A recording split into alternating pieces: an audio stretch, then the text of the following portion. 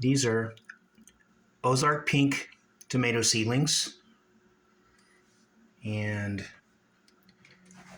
these are Burgess Triple Crop. And a bunch of peppers. And Jamaican sorrel, also known as Rosella hibiscus. There's my figs that I made. And a couple of them my friend made for me. I got a friend that I trade fig trees with. And some of my plants I just started. These are purple jalapenos. Here's some more eggplants and things.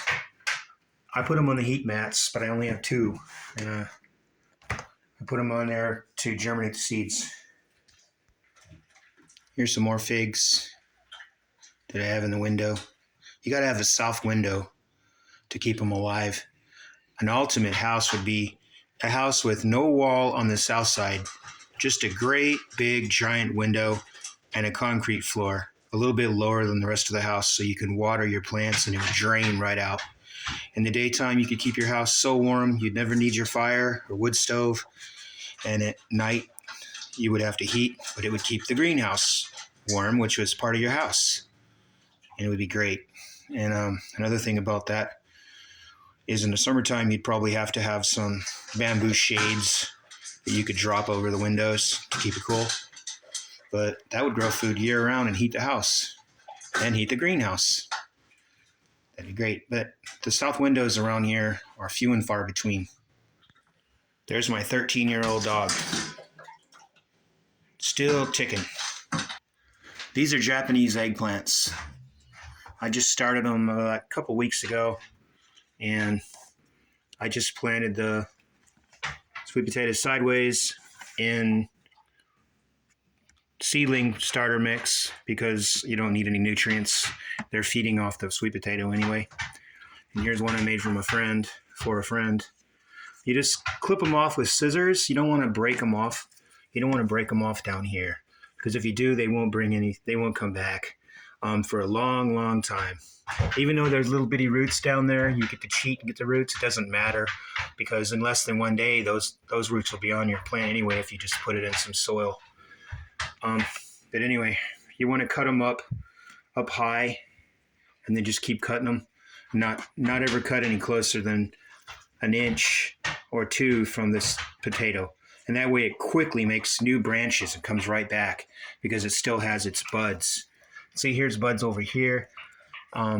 They just start coming up all over the potato. And these are an heirloom pomegranate that my aunt sent me from North Carolina. Supposed to be from like way, way back. The lady was a neighbor, and it bears fruit in Zone 8 in North Carolina really well.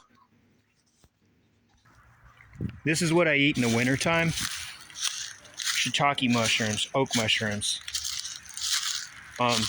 They only grow in the winter, the kind I have, and you have to look for them.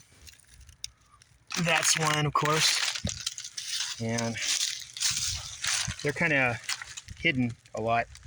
But anyway, that's what we eat in the wintertime. And they have a lot of B12, vitamin B12, so they taste like, I don't know, like a really good thing. And see, they're all over. You just got to look for them. But that's your winter food. And these are very, very old logs. I've got to replace them. But you can see they're definitely doing it. I learned a little trick on how to grow them. It took me quite a few years until they really started growing well. But I know how to make them myself now. How to make them spread. There's some more without buying new spawn. So that's my logs.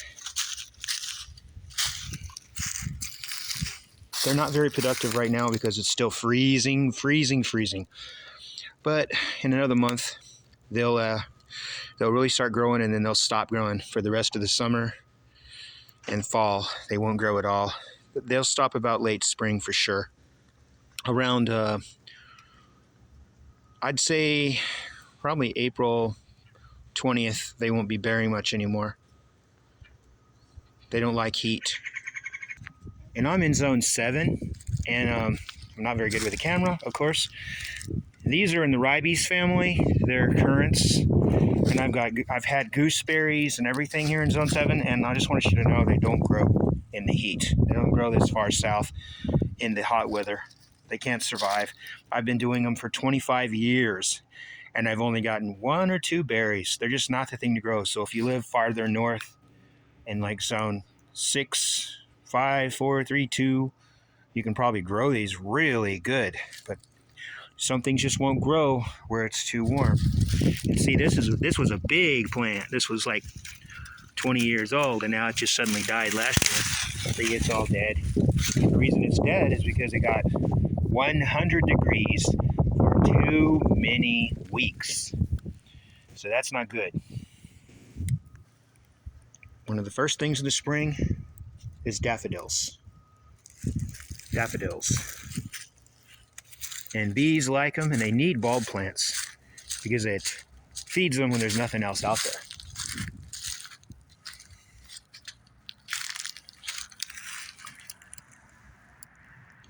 This is the Massey Ferguson tractor.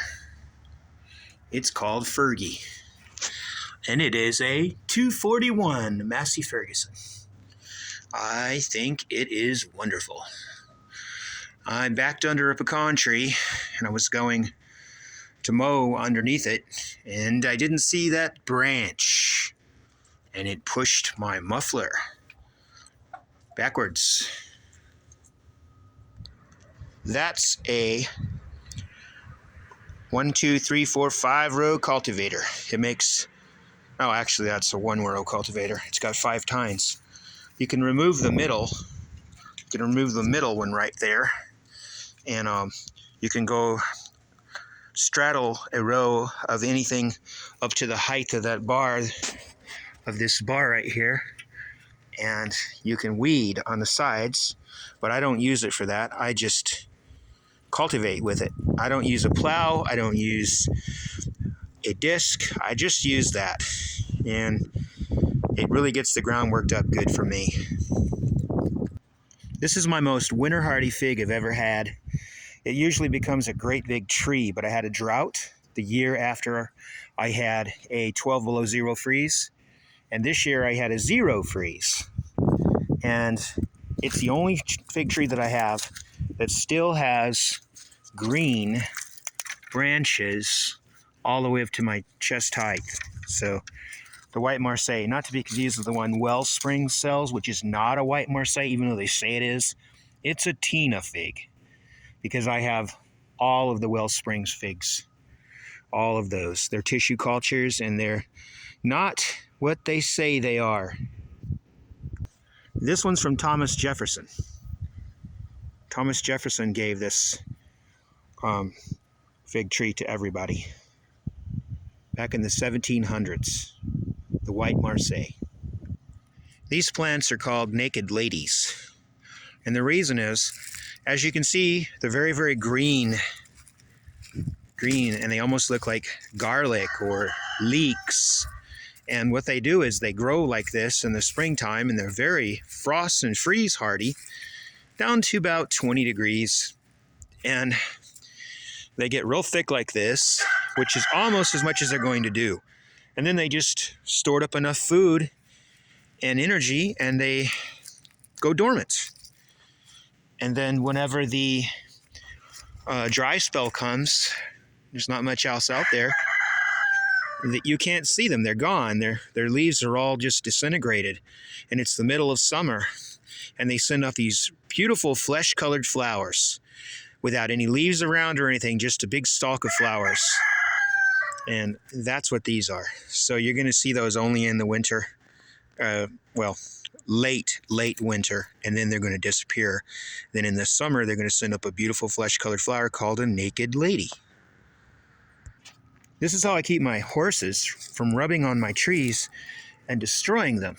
I put up a couple of these fence posts, and I tie a string of barbed wire between them, and then the horse doesn't want to rub on them. And also, I kind of cheat a little bit. I let these briars that come up everywhere, I let them grow think they're smilax or something. I don't remember what they are. I don't remember.